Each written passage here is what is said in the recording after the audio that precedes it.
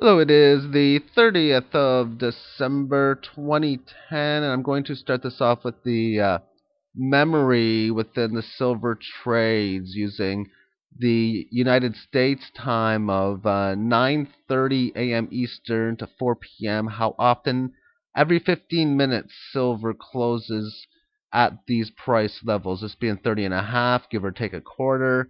This being 30, give or take a quarter, and so on. And there was a lot of action towards this level in the 28 and a half up to the high 29 level, and it's gotten by that. And now it's even had some nice time to consolidate lately within the 30s just by looking at this. And now we'll go to the 15-minute chart. It obviously had its nice little breakout pattern on Tuesday, and it's since then been able to keep consolidating the gains ever since it broke 30.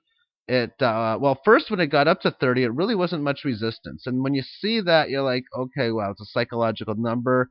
It's had a nice rally. I think even on bullish case, it would have done something like that. But no, it went right by it fast, and then when it came barely back down to 30, maybe a half hour later, I can't remember that time frame, and then has stayed above 30 ever since. So this is showing us how much that the buyers are in control. The 5-day moving average is rising. Any sell-offs, this is where you're looking for. You're looking for it to go down to the 5, or you're looking to go a 38.2% number. As long as these highs stay in play, I would predict 30.10 to be a significant level that may coincide with the 5-day moving average. But that's just areas where you would expect for the retracement to come to an end within the intermediate term time frame. Overall, though, when you count 30.75 as this key high, this still only puts us towards the top end of this range that we've been in for mainly the last, well, for the most, say, pretty much December, with the top part of it being 30.75 and the bottom being 28.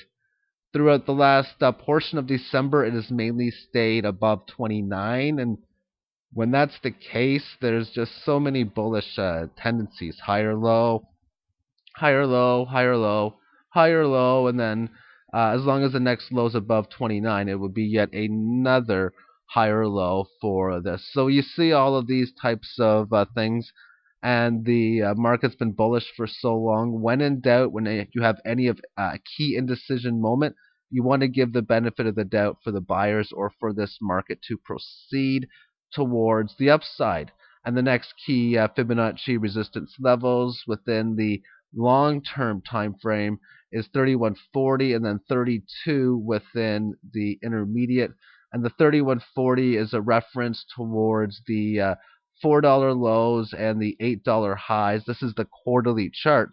And if you're looking for if you want to do some sort of technical analysis while being a long-term trader, I would suggest that you use long-term charts. You don't care too much what happens over a half hour or even a day or week or so, but you do care what happens over the long term. And the quarterly and even the yearly charts are the ones that could help out. You see, okay, well, what do we see on this chart? And I'm going to put out a special presentation probably this weekend on why I'm expecting it to really go to triple digits within the next 4 to 6 uh, quarters or year and a half, and that's based on this pattern that we've seen. Now, the 4 and 8 had Fibonacci here, here, and pretty much here, just a shade above it. The next one above that is right in here. That doesn't mean that we're going to stop and go lower, although I think normally I would state that I think we might want to take a decent amount off. I would have to tend to disagree because this is really just one decent sized candle after we had the breakout of this longer term range that we endured. And this range was from the breakouts that it had in 2006, I think. But this range was a decent amount of time. The top to bottom of this range, if you figure 8 to 21, that would signify that we should have a test up to 50, because 8 to 21 is better than double. Breakout of 21 that's better than double is really upwards towards 50. So if this was a type of chart that you'd be seeing and you're trying to predict where the next candle is going to go, I would have to say that the odds that we at least come up with a test of this 50 high is quite good. I think the odds would be you make a move up towards 50, maybe you retrace down a little bit, and then make it towards the next key, 78 variable. You might say, well, that just sounds like it's too much going up to 50 and everything. And, well, I guess that's what people would have thought back in here. And then some might say, well, there were big fundamental reasons, the Hunt brothers and everything, the all the manipulation going on that brought it up higher. And, well, that's exactly why I think it's going up higher again. The Hunt brothers now seem to be the community or the people waking up stating, hey, wait a second, silver is that great of a long-term play. And I get really impressed by how after having this range in here, that it does have this breakout pattern.